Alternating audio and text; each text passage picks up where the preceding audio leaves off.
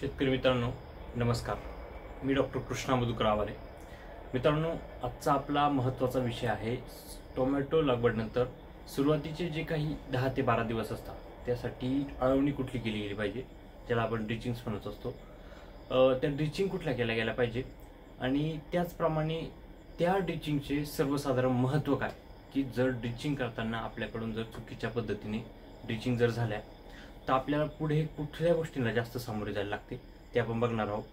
त्याचप्रमाणे DNA आणि RNA हे काय आहे, ते झाडामध्ये का आवश्यक आहे आणि एक योग्य वेळी का ते तयार झाले पाहिजे ते आपण बघणार आहोत. तत्पूर्वी ज्या शेतकरी बंधूंची अजून लागवड झालेली नाहीये, त्या शेतकरी बंधूंनी अजून लागवडीला सुरुवात केली नाही किंवा अजून प्रॉपर प्लॅनिंग चालू नाही, अशा शेतकरी बंधूंसाठी सुरुवातीला सांगतो, जो काय आपण बेड तयार करणार आहात तो प्रॉपर बेड तयार करा. बेडची जी रचना आहे ती रचना एकदम प्रॉपर असली पाहिजे. ज्या ठिकाणी पाऊस हा जास्त प्रमाणामध्ये पडतो त्या ठिकाणी बेड हा उंचच पडला गेला पाहिजे. साधारणपणे एक 12-13 इंचाच्या वरती, एक 16-17 इंचापर्यंत देखील तुम्ही बेड तयार करू शकता. त्यानंतर बेसल डोस, ही गोष्ट अद्यापही अजून शेतकऱ्यांच्या लक्षात येत नाही. कोणाचा तरी बेसल डोस ऐकला, तोच बेसल डोस टाकला. एखाद्या कंपनीचं रिकमेंडेशन आहे त्या बेसल डोसचं आणि तोच बेसल डोस सर्व जमिनींसाठी वापरला असं अजिबात करू नका. आता उदाहरणासाठी म्हणतोय, माझी जमीन सपोज लाल आहे, तर लाल जमिनीमध्ये कुठले न्यूट्रिशन जास्त आहे, कुठले न्यूट्रिशन कमी आहे आणि टोमॅटो चांगलं उत्पादन काढण्यासाठी कुठले न्यूट्रिशन आपल्याला अजून त्या जमिनीमध्ये टाकणं आवश्यक आहे, हे बघून तुम्ही ते इंटरनेटला नेटवरती विचारा, गुगलवरती सर्च करा किंवा कोणी जर सॉईल तज्ज्ञ किंवा माती तज्ज्ञ जर असतील तर त्यांना विचारून देखील तुम्ही बेसल डोस टाकू शकता. त्यामुळे प्रॉपर बेसल डोस टाका. त्याचप्रमाणे जे काही पेपर प्लॅनिंग आहे, जर आपल्या प्रत्येक व्हिडिओमध्ये तुम्ही ऐकलेलं असेलच, जर तुमच्या क्षेत्राची रचना ही पूर्व पश्चिम आहे, जर लांबीला पूर्व पश्चिम आहे, तुमचे बेड जर पूर्व पश्चिम जर पडत असतील तर लागवड करत असताना तुम्ही स्ट्रेट लाईनचा वापर करा. त्यानंतरून ज्या शेतकरी बंधूंचे उत्तर दक्षिण क्षेत्र आहे अशा शेतकरी मित्रांनी लागवड करत असताना झिगझॅग प्लांटेशन करा. 2 ओळीतील अंतर साधारणपणे 5.5 फूट असणं आवश्यक आहे. 2 रोपातील अंतर हे 2 फूट असणं टोमॅटोसाठी फार आवश्यक आहे. कुठल्याही प्रकारे उत्पादनावरती काही परिणाम होत नाही. ही गोष्ट अगदी मनामध्ये किंवा अगदी समजून घ्या. जितकं तुम्ही कॉम्पॅक्ट करायचा प्रयत्न करताय तितकी रोगराई वाढते. आजच माझ्या ज्या प्लॉटवरती व्हिजिट होत्या, आज रुई धारणगाव या विभागामध्ये मी होतो, अक्षरशः प्लांट पॉप्युलेशन जे काही कॉम्पॅक्ट प्लांटेशन झालेलं आहे त्याच्यामुळे जीवाणूजन्य करप्याचा जो काही प्रादुर्भाव मोठ्या प्रमाणात वाढतोय, त्या जीवाणूजन्य करप्याच्या प्रादुर्भावासाठी कितीही अँटीबायोटिक स्प्रे घ्या तुम्ही किंवा कुठलेही रोज कॉन्टॅक्ट थेरी वापरा किंवा सिस्टमिक थेरी वापरा, तरी कुठल्याही प्रकारे तो नियंत्रणात येत नाही. का? कारण पूर्णपणे कॉम्पॅक्ट झाल्यामुळे जी काही हवा खेळती पाहिजे होती प्लॉटमध्ये ती नाही आहे. या गोष्टी आपण शेवट जी काही महत्त्वाची गोष्ट किंवा सध्याची असणारी समस्या आणि त्याच्यावरती कसे निरसन करावे हे आपण व्हिडिओच्या शेवटी बघण्यात आहोत. चला करूया सुरुवात. मित्रांनो, उदाहरणार्थ लागवड झालेली आहे. पूर्ण लागवडीनंतरची आपण काय प्लॅनिंग असावं किंवा कुठल्या ड्रिचिंग करावं ते आपण बघणार आहोत. लागवड झाली. ज्या शेतकरी बंधूंच्या क्षेत्रामध्ये अळई किंवा गोगलगायींचा प्रादुर्भाव आहे, पिसोयांचा प्रादुर्भाव आहे, तिथं स्नेल किलचा वापर करणं गरजेचं आहे. झाडाजवळ जो काही स्नेल किल येत असतं त्याचा वापर करा.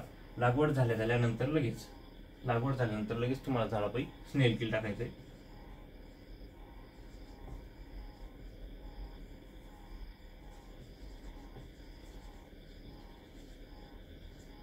तुम्हाला टाकायचं आहे. थोडं तुम्ही झाडाजवळ, प्रत्येक झाडाजवळ किंवा झाडाआड देखील तुम्ही टाकू शकता. जर गोगलगायीचा प्रादुर्भाव तो जास्त असेल तर प्रत्येक झाडापायी टाका, जेणेकरून झाड कट करणार नाही. त्याचप्रमाणे काही विभागामध्ये हुमणी चा देखील प्रादुर्भाव असतो. त्याचप्रमाणे काही विभागामध्ये किरवी किंवा आपण ज्याला खेकडं म्हणत असतो त्याच्याही मोठ्या प्रमाणात अडचण असते. अशा वेळेस तुम्ही प्लांटेशनच्या अगोदरच रोपांना नीमचा स्प्रे करून घेणं गरजेचं आहे. ज्या ठिकाणी किरव्या आहेत किंवा हुमणीचा प्रादुर्भाव आहे तिथे डेल्टामिथ्रिन जे की डिसीज 200 लिटर पाण्यासाठी 100 मिली डिसीज तुम्हाला वापरायचं आहे आणि प्रति झाड एक 50 ते 60 मिली प्रति प्लांट तुम्हाला ड्रिचिंग करायची आहे। ही पण तुम्ही रोपे लावल्या एक 4-5 तासाच्या आत लगेच करून घेणं गरजेचं आहे, कारण किरवी किंवा ज्या हुमण्यांचा प्रादुर्भाव आहे तो एक तुम्हाला प्लांटेशन केल्यानंतर लगेच अगदी 2-3 तासामध्ये देखील तुम्हाला करंटानी दिसत असतं। हे प्लॅनिंग करा। त्याच्यानंतर इथून पुढचं जे काय महत्त्वाचं आहे की अळवणी कुठली करावी, लागवडीनंतर कितव्या दिवशी करावी, या फार मोठ्या समस्या आणि अनेक ठिकाणी किंवा वेगवेगळ्या प्रकारचे शॉपकडून किंवा दुकानदारांकडून जे सांगण्यात येतं की नाही तुम्ही 4थ्या दिवशी 5व्या दिवशी ड्रिचिंग करा, पण माझं म्हणणं एक 12 दिवसाच्या आत सर्व काही ड्रिचिंग असतील त्या टोमॅटोच्या पूर्णपणे झाल्याच पाहिजे, जेणेकरून झाडाची ग्रोथ आपल्याला व्यवस्थित सुरुवातीला भेटते। त्यामध्ये जी काही पहिली ड्रिचिंग आहे तुम्हाला करायची 3ऱ्या दिवशी। आता ड्रिचिंग करत असताना रेग्युलर सर्व प्लॉटला सांगतोय असं नाही, लक्षात घ्या हे सर्व प्लॉटला किंवा प्लॉटच्या परिस्थितीनुसार बदलू शकतं। ज्या विभागामध्ये जर मर रोगाच्या समस्या असतील, फ्युजेरियम असतील, पिथियम असतील यासारख्या रोगांच्या जर समस्या असतील तर इथे तुम्हाला पहिल्याच ड्रिचिंगला झेलर वापरायचे।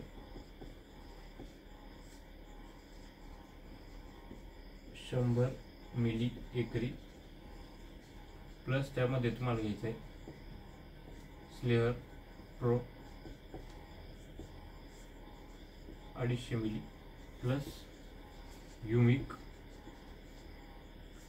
500 gram plus IBA 2 gram 200 litre पाणी प्रति झाड 100 मिली प्रमाणे। ही पहिली ड्रिचिंग करायची तुम्हाला। यामध्ये कुठल्याही प्रकारचे न्यूट्रिशन तुम्हाला घ्यायचे नाही, 12-61 घ्यायचं नाहीये। बरेचसे शेतकरी 19-19, 20-20 किंवा बॅलन्स न्यूट्रिशन जे येत असतात त्याचा वापर करत असतात। यार कॉम्प्लेक्स अजिबात त्याचा कुठल्याही स्वरूपामध्ये तुम्हाला वापर करायचा नाही। जर तुम्ही न्यूट्रिशन पहिल्या ड्रिचिंगला जर दिले, झाडाची रूट बॅलन्स झालेली नसते किंवा पूर्णपणे मॅच झालेली नसतं आणि तुम्ही जर न्यूट्रिशन जर दिले तर भविष्यामध्ये व्हायरसेसला कशा समस्या आपल्याला उद्भवायला लागतात किंवा कशा समस्या आपल्याला उद्भवतात ते आपण पुढे बघणारच आहोत। जी काही दुसरी ड्रिचिंग आहे तुम्हाला करायची 6वा दिवस। 6व्या दिवशी तुम्ही इथे 14-48 किंवा 17-44 किंवा 10-85 या तिन्हीपैकी कोणतंही एक घ्यायचं तुम्हाला। 1 किलो 10-85 1 लिटरमध्ये घ्यायचं आहे प्लस इसाबिऑन अमिनो ॲसिड कुठल्याही कंपनीचे असले तरी हरकत नाही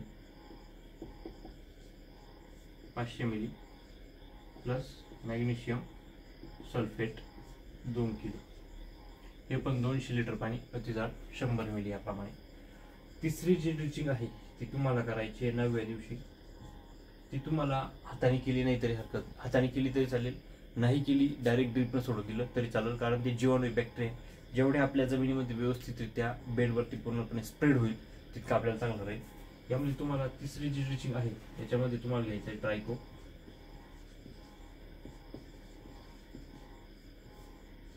500, सुडोमोनास 500, मायक्रोरायझा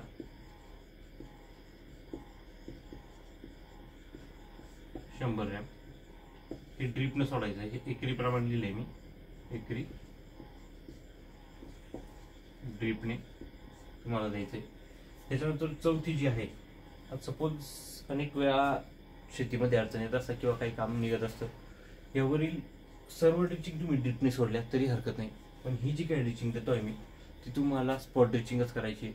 जी तुमची व्हायरसेस, आता पहिले आपण ते ड्रिचिंग लिहून घेतो मी, त्याच्यानंतर आपण त्याच्यावरती प्रॉपर बोलू की कसा व्हायरसेस येतो आणि ही जर ड्रिचिंग जर झाली आपण व्हायरसेसला किंवा इतर जे काही बॅक्टेरियल करपा असतो त्याला कसं नियंत्रित ठेवू शकतो ते आपण नंतर बघू। इथे तुम्हाला ड्रिचिंगमध्ये मिक्स मायक्रोन्यूट्रिएंट घ्यायचे 1 किलो. मग ते रेमेडी, मिलान्स, मेंकल कुठल्याही स्वरूपाचे तुम्ही घेऊ शकता. इथे तुम्हाला घ्यायचं आहे अमोनियम मॉलिब्डेनम.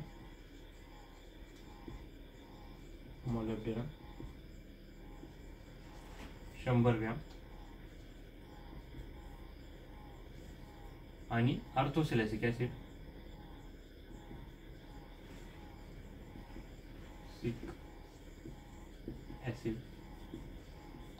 500 मिली. हे 200 लिटर पाणी प्रति झाड 100 मिली याप्रमाणे ड्रिचिंग करायची. ही ड्रिचिंग लक्षात घ्या 12व्या दिवशी कंप्लीट व्हायलाच पाहिजे. आता 12वा दिवस का हे देखील आपण सांगणार आहोत. याचा स्क्रीनशॉट काढून घ्या किंवा लिहून घ्या. या स्वरूपामध्ये 12व्या दिवसापर्यंत तुम्हाला जे काही आपण ड्रिचिंग करणार आहे या स्वरूपामध्ये ड्रिचिंग केली तर हरकत नाही. सुरुवातीला जितके तुम्हाला 10 ते 12 दिवसापर्यंत न्यूट्रिशन कमी देता येईल तितकी न्यूट्रिशन द्या, कमी द्या. झाडाची जी काही बेसिक स्ट्रक्चर आहे, सुरुवातीला जे काही ब्रांचेस निघायला पाहिजे यांनी ब्रांचेस वगैरे सुद्धा देखील चांगल्या स्वरूपामध्ये निघणार आहे. मित्रांनो, अनेक वेळेस प्लॉट अगदी लहान असतो आणि अगदी लहान प्लॉटलाच एक 10-12 दिवसाच्या प्लॉटलाच व्हायरसेस दिसायला लागतात किंवा 30-35 दिवसाचा प्लॉट झाला त्याच्यावरती जीवाणूजन्य करप्याचा प्रॉब्लेम, लवकर येणार करपा यासारख्या रोगांची वेगवेगळे किंवा गेरव्याचे सिम्पटम्स अनेक वेळा दिसायला सुरुवात होत असते. तर त्याचे काय कारण आहे हे आपल्याला कधी कधी लक्षात येत नाही.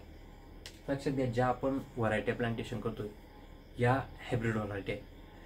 हायब्रिड व्हरायट्यांचं लक्षात घ्या 2 वेगवेगळ्या जातींपासून किंवा 2 वेगवेगळ्या कॅरेक्टरचे असलेल्या रोपांपासून एक रोप तयार केले जाते आणि ते आपण लागवड करत असतो. आता ते मागच्या जनरेशनचे कॅरेक्टर हे पुढच्या पिढीमध्ये तयार होतीलच असं नाही. कधी कधी अचानकपणे झाड किंवा जे आपण झाडाचे प्लांटेशन करत असतो ते झाड कधी कधी जर त्याला व्यवस्थित क्लायमॅटिक कंडिशन किंवा व्यवस्थित प्रॉपर न्यूट्रिशन जर भेटले नाही तर ते झाड ते कॅरेक्टर सोडून देत असतं. आता ते कसं सोडतं आपण थोडक्यात बघणार आहोत.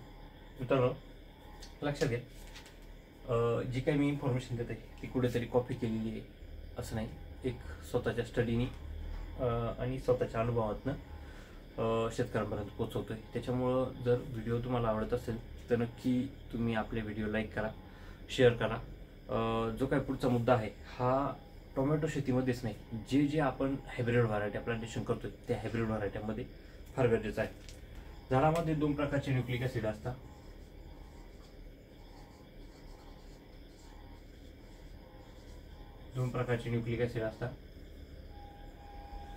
त्याच्यामध्ये RNA आणि दुसरा असतो DNA. थोडक्यात जो हा RNA आहे या RNA मध्ये एखादी व्हरायटीची कॅरेक्टर किंवा एखाद्या मागच्या जनरेशनची कॅरेक्टर वाढ व्यवस्थित होणे, वाढ, फुटवा, त्याच्यानंतर फुलकळी, यामध्ये फुलकळी नाही आहेत, वाढ, फुटवा, पानांची संख्या, जी शरीर रचनेसाठी आवश्यक गोष्टी त्या सर्व RNA मध्ये असतात. आणि DNA मध्ये काय असतं, DNA मध्ये फुलधारणा, फळे, फळांचा रंग, फळांचा आकार हा कसा असेल या सर्व DNA वरती अवलंबून असतं. आता बऱ्याचशा ठिकाणी आपण DNA RNA स्ट्रक्चर बघितलेलंच आहे. लक्षात घ्या, RNA स्ट्रक्चर म्हणजे सिंगल जी व्ह्यूज असते ती RNA स्ट्रक्चर मध्ये असते. झाडामध्ये RNA आणि DNA सोबत फॉर्म्युलेशन, आणि DNA कसा असतो, हे DNA स्ट्रक्चर आहे. झाडामध्ये ज्यावेळेस RNA आणि DNA हा रिप्रोडक्टिव्ह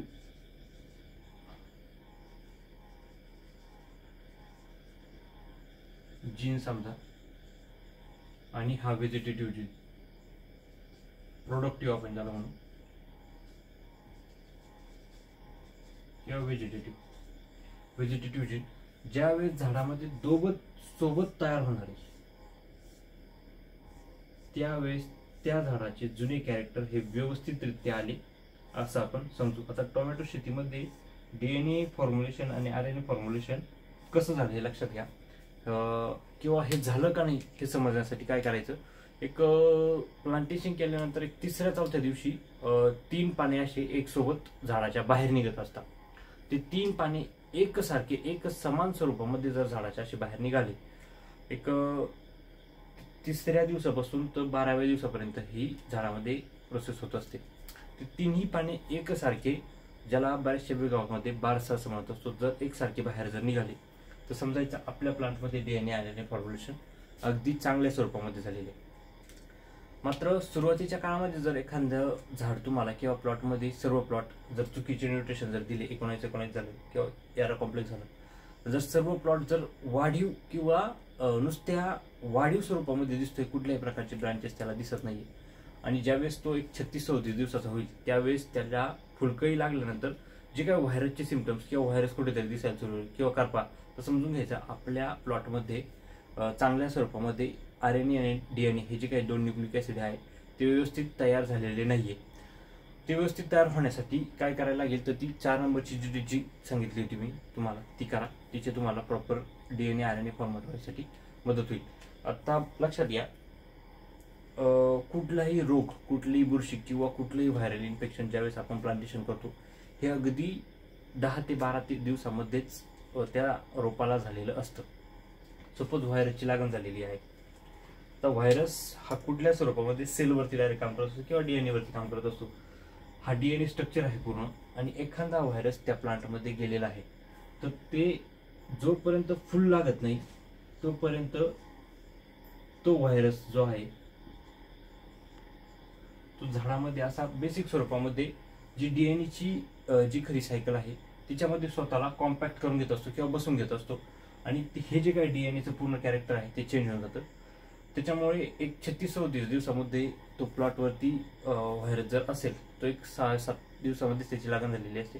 पण ज्यावेळेस तो प्रोडक्टिव्हकडे जातो किंवा रिप्रोडक्टिव्ह म्हणजे फुलांकडे किंवा फळामध्ये रूपांतर सुरुवात होती, तेव्हा हा जो काही DNA आहे त्यांनी लहानपणामध्ये स्वतःचं कॅरेक्टर चेंज करून घेतलेलं आहे. त्यामुळे तो पानांची संख्या वगैरे आकसली जाते, मग व्हायरसचे सिम्पटम्स आपल्याला दिसायला सुरुवात होते. त्याचं मेन कारण हे आहे की व्हायरस लहानपणीच लागण झालेली असते. हा जो काही DNA RNA फॉर्म्युलेशन आहे, कधी कधी काही गोष्टी ह्या लक्षात देखील येणार नाही शेतकऱ्यांच्या. का? कारण ही थोडी कन्सेप्ट थोडी क्रिटिकल आहे. 2 जीन्स, सपोज हा बाप आणि हा आई, 2 कॅरेक्टर एकत्र येऊन एक वेगळं झाड तयार होत असतं, आणि तेच कॅरेक्टर पुढे येतील का नाही याची शाश्वती नसते. त्याच्यामुळे आपल्याला व्हायरसचे सिम्पटम्स किंवा त्या झाडाने कॅरेक्टर सोडलं असं बघायला भेटत असतं. कधी कधी उदाहरणासाठी सांगतो मी, एखादी व्हरायटीला मुळात फुगवण होत असते, आणि कितीही न्यूट्रिशन आपण शेवटच्या टप्प्यामध्ये दिले तर तिची आपल्याला फुगवण बघायला भेटत नाही. का? कारण प्रॉपर ती कॅरेक्टर मागच्या जनरेशनची तिने पुढे आणलेली नसते. त्याच्यामुळे या समस्या येत असतात. आता सगळ्यात शेवटचा मुद्दा आपला हा असा होता की ह्या आठवड्यामध्ये सर्वात मोठी समस्या जर टोमॅटो शेतीमध्ये जर चालू असेल तर ती म्हणजे जीवाणूजन्य करपा. मित्रांनो,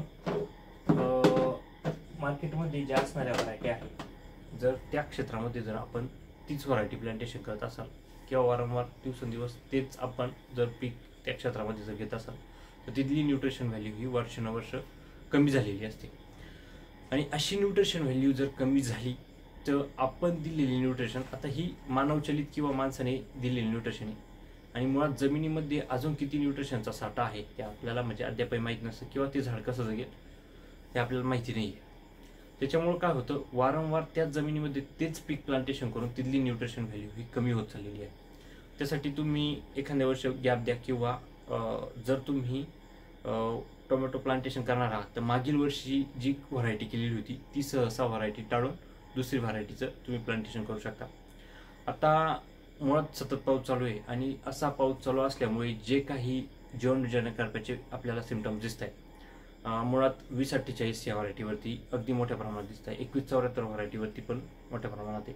त्याच्यानंतर ह्याच वर्षी शेतकऱ्यांच्या तोडून जी व्हरायटी ऐकायला भेटते, मागच्या वर्षी पण माझ्याकडे एक 6-7 प्लॉट होते त्या व्हरायटीचे, 0108 सिजंटाची, त्या व्हरायटीवरती देखील जीवाणूजन्य करपाचा मोठ्या स्वरूपामध्ये प्रादुर्भाव आहे, आणि कितीही अँटीबायोटिकचे स्प्रे घेऊन तो करपा कव्हर होत नाही. त्यामुळे लहानपणामध्येच तुम्ही जे काही लहान झाड असतं तिथे कॉपर साधारणपणे 1.5 ग्रॅमनी कॉपर, 1.5 ग्रॅमनी M45 आणि टिल्ट साधारणपणे अर्धा मिली याप्रमाणे 2 स्प्रे काढून घ्या.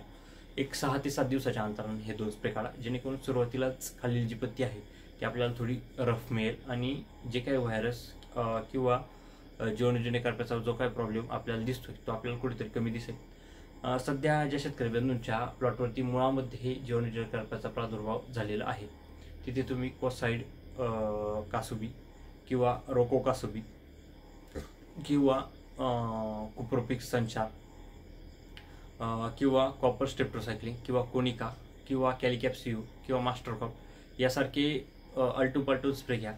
लक्षात घ्या, एक 6-7 दिवसाच्या अंतरानेच अँटीबायोटिक जाऊ द्या. जर अँटीबायोटिक्स कंटिन्यू जर जात राहिले तर झाडाची रोगप्रतिकारशक्ती किंवा झाडं ते अँटीबायोटिक्स पचवण्याची क्षमता झाडामध्ये नसते. कारण एक अँटीबायोटिकचा स्प्रे केल्यानंतर 4 ते 5 दिवस झाड हे आपले स्ट्रेसमध्ये असते आणि परत त्याच्या आज जर आपण अँटीबायोटिकचा स्प्रे जर दिला तर मुळात ते अँटीबायोटिक्स पचवण्याची झाडामध्ये ताकद नसते. त्याच्यामुळे थोड्या अंतराने अँटीबायोटिकचे स्प्रे घ्या. जर अति मोठ्या प्रमाणामध्ये अडचण जर असेल तुम्हाला जीवाणूजन्य करप्याची तर साधारणपणे एकरी 500 मिली व्हॅलिडामायसिन ड्रिपद्वारे सोडून घ्या, जेणेकरून मुळांद्वारे देखील व्हॅलिडामायसिननी आपल्याला जंतूची जी काही जीवाणूजन्य करपा आहे तो नियंत्रित ठेवण्यास मदत होईल. मित्रांनो, टोमॅटो शेतीमध्ये अशा वेगवेगळ्या गोष्टी आपण शेतकऱ्यांपर्यंत पोहोचवत असतो. जर व्हिडिओ तुम्हाला आवडली तर नक्कीच कमेंट बॉक्समध्ये कळवा.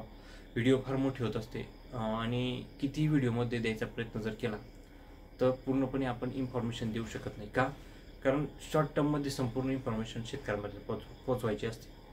आजचे आपण जे मुद्दे कव्हर केलेले आहे, खरं महत्त्वाचा मुद्दा, ड्रिचिंगमध्ये बरेचसे शेतकरी अजून पण चुका करताय. का? कारण मुळातच इन्फॉर्मेशनचा कुठंतरी आपण अद्याप अजून शेतकऱ्यांपर्यंत व्यवस्थित पोचत नाही असं म्हणायला अडचण नाही. किंवा प्रत्येकजण स्वतःच्या जमिनीमध्ये प्रॅक्टिसेस करतो आणि याची प्रॅक्टिस त्याला, त्याची प्रॅक्टिस त्याला, आणि जमिनीनुसार प्रॅक्टिसेस चेंज झाल्यामुळे कधीकधी ती प्रॅक्टिस कितीही व्यवस्थितरित्या जर केली आपण तरी त्याचे रिझल्ट प्रॉपर भेटते नाही. कारण व्यवस्थितरित्या जर प्रॉपर प्लॅनिंग जर नसेल तर आपल्याला अडचणी येऊ शकतात. त्याच्यामुळे जे काही पुढील जो सीझन येत आहे त्या सीझनसाठी तुम्हाला शुभेच्छाच, पण त्याचा प्रॉपर प्लॅनिंग करा. का मला मागच्या वर्षी कुठल्या समस्या आढळल्या आणि त्या समस्या डोळ्यासमोर घेऊन आपलं पुढचं प्लॅनिंग करा. चला तर मग, धन्यवाद.